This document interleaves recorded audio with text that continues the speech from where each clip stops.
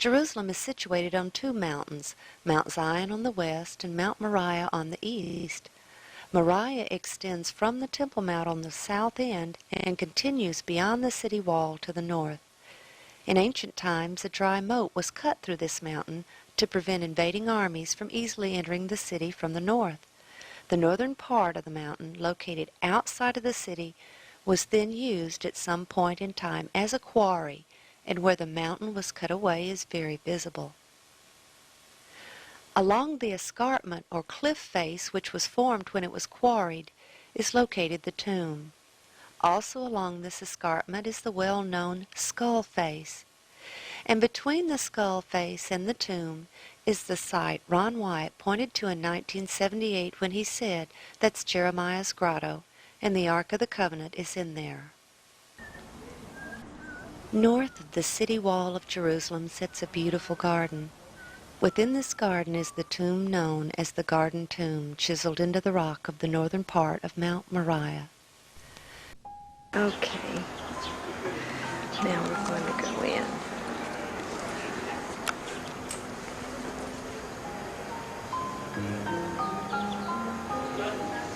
Here we can see inside of the tomb.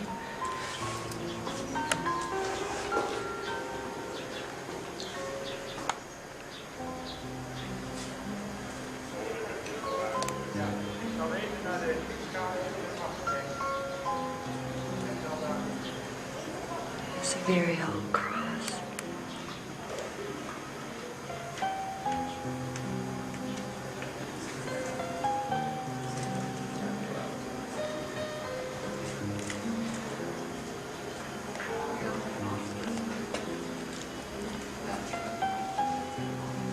This one is just as it was originally carved out. This is a very small area. I don't know if someone was to be buried there or not. But here we can see that right back here it was dug out more, presumably because Christ was taller to accommodate him.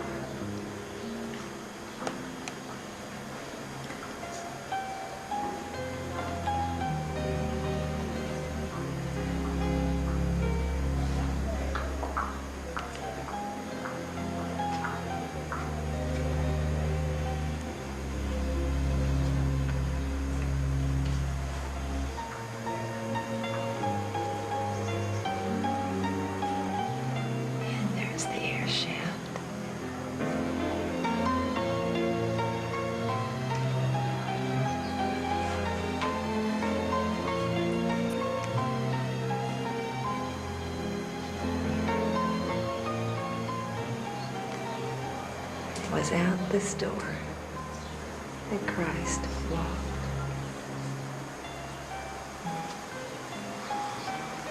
walked on this floor.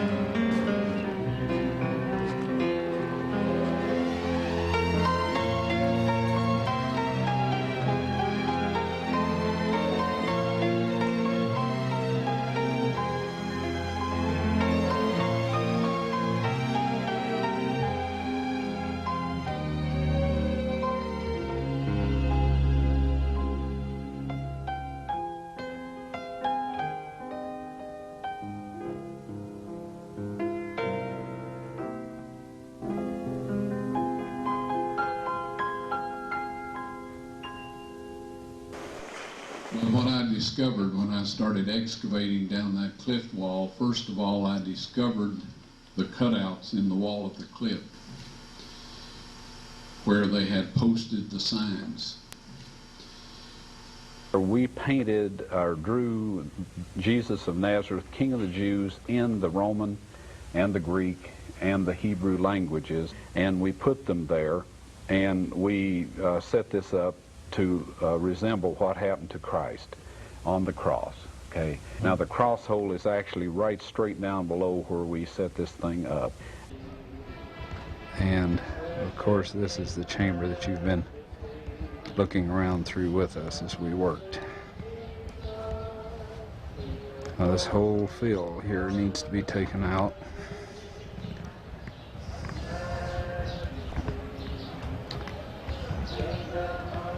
Here we have niches. These are where the titles of the criminals that were crucified were placed, the name and what they were accused of. This is one right here, and then there's one right up there, and then of course there's one right under that rubble right there that we have filmed before. All of that needs to come out, and right back directly behind and under all of that rubble is a cross hole right directly below the center line of these niches. And then out from that is a first century Christian church, and the massive 13-foot 2-inch stone that sealed the sepulchre that Christ was buried in is affixed into the wall of that first century church that's buried on this site. And this then is the Calvary Escarpment, or escarpment, the place outside the city on the north side where most of the traffic passed through that criminals were executed.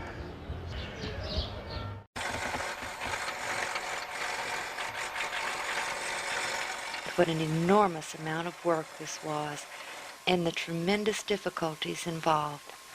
The maze of tunnels seemed endless, as did the many tons of rock and rubble that was removed over the years of work there.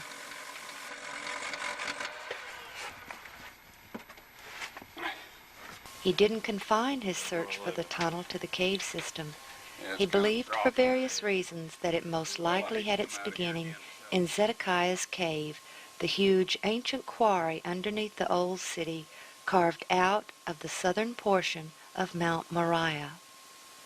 He found a tunnel entrance sealed with blocks which appeared to be heading in the correct direction. Now there's two things that are immediately apparent. One is from the color of that rock. This is the old water channel. Also that you're looking at almost a 6-foot hole there that's been plugged with those rocks. And it's aimed exactly in the direction that our excavation across the street is located in. Now here's another thing that wasn't noticed. This rock right immediately to your left is part of a wall. This right here. See that stone, that stone, that stone, another stone below it. So this was double sealed. And whoever explored the cave in recent times broke through this one, but then they did not break through that second one. And we can assume that there's maybe some more baffles or blocked areas farther back. Upon opening it, he resealed it. It was not the tunnel he was looking for. Each time Ron and his crew excavated, the entrance to the cave system had to be refilled and the area completely cleaned up before they left. This was a tremendous task, as was reopening it each time they returned. So Ron finally installed a steel door which could be easily covered and uncovered with dirt and gravel, yet it allowed easy entrance. It also allowed him the ability to enter the system alone without a crew. This same trip, he and the crew built a beautiful retaining wall around the area of ground directly below the cutouts or niches and above the cross holes. Getting a little look at our fancy stonework.